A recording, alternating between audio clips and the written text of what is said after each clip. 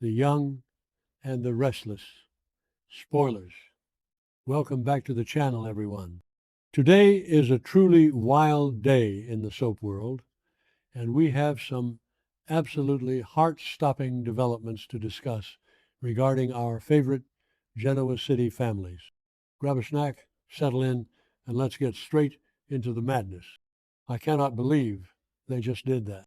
I am literally typing this up late at night after watching the latest episode, and I just need to get this out of my system before I explode. Am I the only one who is completely losing their mind over what just went down between Victor and Nikki? Because my jaw is still on the floor. We all knew Nikki was sick, right? We saw the blinding headaches. We saw the confusion, the sheer terror in her eyes over the last few weeks. But this is on a whole other level of devastating, and I am not emotionally prepared for where this storyline is dragging us. So let's just jump right into the thick of it, because I have opinions and I need to share them with people who actually get it. Victor finally knows everything, and I mean everything. The truth is completely out in the open, and the way it happened was just so gut-wrenching. Nikki's illness isn't just some passing phase or a minor flare-up of her past conditions. She is severely, terrifyingly sick, and of course, because she is Nikki Newman, her first instinct is to hide it. She tried so hard to keep this massive, life-altering secret tightly under wraps, which is just so incredibly tragic. But her walls completely crumbled, and she just exploded with anger. Seeing Nikki push Victor away, screaming that she needs to be left alone, was so hard to watch. And then she dropped the ultimate insult. She called him heartless. She literally looked at Victor Newman, the absolute love of her life, the man she has married more times than I can even count, and called him a heartless monster. And you know what? In that specific moment, I felt every single ounce of her terror. She is terrified of her own body failing her. She is terrified of the unknown, and she is lashing out at the one person who usually fixes everything, because she knows deep down that he cannot fix this. And then we get to the moment that completely broke me. Nate, let's talk about Nate Hastings for a second. Nate walked into that room and completely dropped a nuclear bomb right onto Victor's lap. He handed over the actual test results, and I'm sorry, but the way Nate delivered this news was just chilling. The tension in that room was so thick you could cut it with a knife. Nate looked Victor dead in the eye and told him that Nikki's time is running out. She has very little time left. But the part that absolutely sent me spiraling, the part where Nate revealed she could go completely blind. Nikki Newman, the woman who relies on her vision, her aesthetics, her absolute control over her beautiful world, losing her sight and never being able to see her children or her grandchildren again. I am not okay. I am so far from okay. And Victor's reaction, I am still shaking just thinking about it. When Nate handed him those papers and gave him the final brutal prognosis, Victor didn't just get mad. He didn't just throw a crystal whiskey glass against the wall like he usually does when he gets bad news. He broke. We watched Victor Newman, the great and powerful mustache, the man who controls Genoa City with an iron fist, completely shatter into a million jagged pieces. He was screaming, he was crying out in this raw, guttural agony, and he literally clutched his chest in pain like his own heart was physically giving out. I genuinely thought he was having a massive heart attack right then and there. It was so raw and so visceral, and I was sitting on my couch just sobbing right along with him. But wait. Okay, hold on.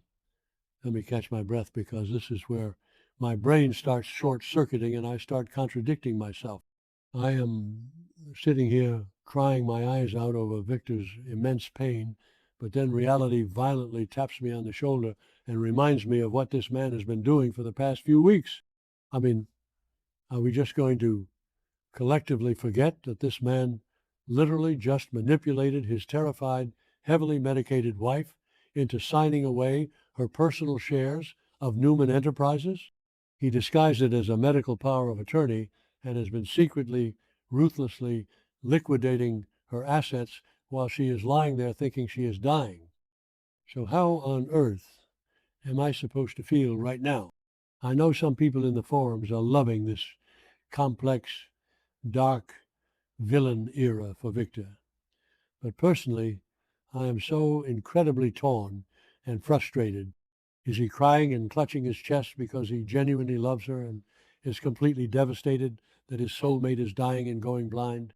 Or is he clutching his chest because the overwhelming guilt of looting her estate while she's on her deathbed is finally eating him alive? I kind of want to scream at the writers because they are playing with my emotions so badly. You cannot show me a man ruthlessly stealing his wife's legacy and then show me that exact same man completely breaking down in absolute agony over her terminal diagnosis. It makes my head spin. Let's really analyze this twisted psychology for a second. Victor's entire identity, his entire existence, is built on absolute control. He controls his massive business empire. He controls his adult children's lives. He controls his enemies. But he cannot control death. He cannot control this disease that is stealing Nikki's sight. So maybe, just maybe, his twisted billionaire logic was that if he liquidates all of her assets, he can hoard that cash to use for some crazy underground, highly illegal experimental treatment to save her? Is that why he's stealing her wealth? Or is he just being a greedy, opportunistic monster who wants to make absolutely sure that Victoria doesn't get her hands on Nikki's shares when she passes away? I am desperately leaning toward the experimental treatment theory because, honestly, if he is just stealing from his dying wife out of pure spite and greed, I don't think I can ever forgive his character. I've been watching since 2015, and we've forgiven Victor for a lot of terrible things, but this would be the absolute lowest of the low. And let's go back to Nikki calling him heartless. She doesn't even know about the corporate theft yet. She just called him heartless because she feels emotionally abandoned, smothered, and completely misunderstood. Imagine what is going to happen when she eventually finds out about the trust fund and the stolen shares.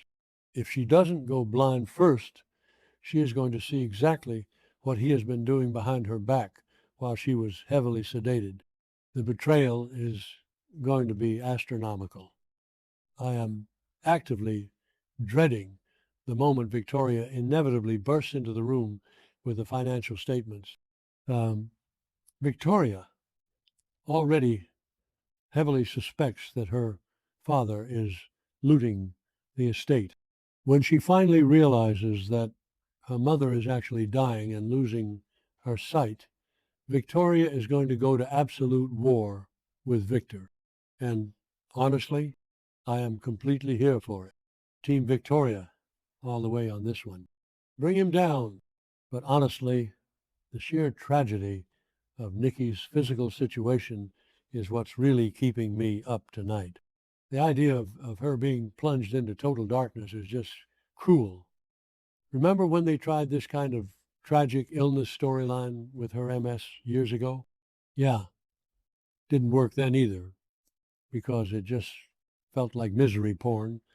But this feels so much darker and more permanent. This woman has survived MS. She has survived horrific bouts of alcoholism. She has survived being shot, kidnapped, held hostage, you name it. And now to be taken out by this mysterious, aggressive illness that steals her sight and her independence, it is just too much to bear. And poor Nate having to be the one to deliver this news. He looked so utterly defeated standing in that room. I know we've all had our major issues with Nate's ruthless corporate ambitions, lately, and half the time I want to yell at him through the screen. But as a doctor, you could see the genuine, profound heartbreak in his eyes. He is family adjacent.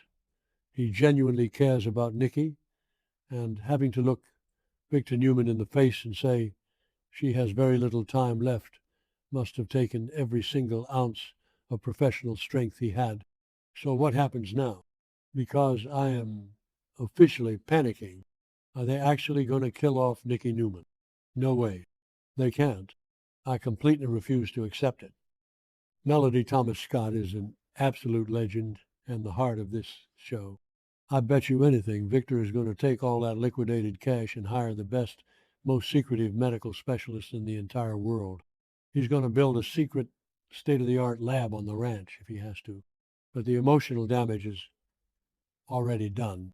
The image of Victor screaming and clutching his chest is going to be burned into my brain forever.